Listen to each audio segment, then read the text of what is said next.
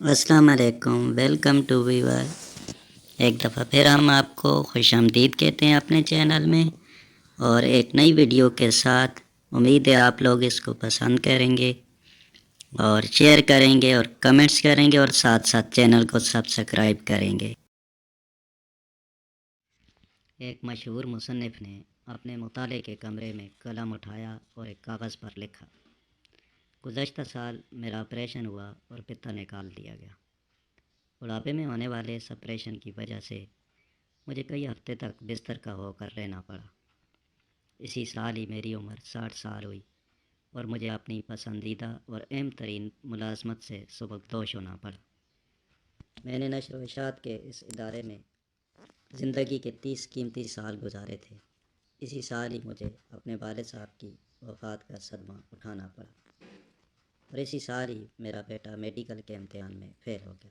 وجہ اس کی کار کا حادثہ تھا، جس میں زخمی ہو کر اسے کئی ماہ تک پلستر کرا کر گھر میں رہنا۔ کار کا تباہ ہو جانا علیحدہ سے نقصان تھا۔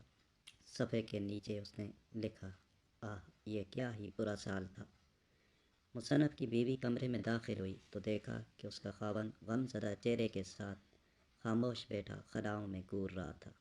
اس نے خاوند کی پشت کے پیچھے کھڑے ہی اس کاغذ پر یہ سب کچھ لکھا دیکھ لیا۔ خاوند کو اس کے حال پر چھوڑ کر خاموشی سے باہر نکل گئی۔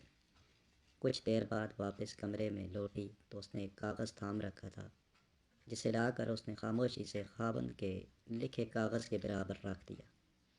خاوند نے کاغذ دیکھا تو اس پر لکھا تھا: گزشتہ سال میں آخرکار مجھے اپنے پتے کے درد سے نجات مل گئی، جس سے میں سالوں کرب میں مبتلا رہا۔ میں اپنی پوری صحت مندی اور سلامتی کے ساتھ 60 سال کا ہو گیا۔ سالوں کی ریاضت کے بعد مجھے اپنی ملازمت سے ریٹائرمنٹ ملی ہے، تو میں مکمل یکسوئی اور راحت کے ساتھ اپنا وقت کچھ بہتر لکھنے کے لیے استعمال کر سکوں گا۔ اسی سال ہی میرے والد صاحب 85 سال کی عمر میں بغیر کسی پر بوجھ بنے اور بغیر کسی بڑی تکلیف اور درد کے آرام کے ساتھ اپنے خالق حقیقی سے جا ملے۔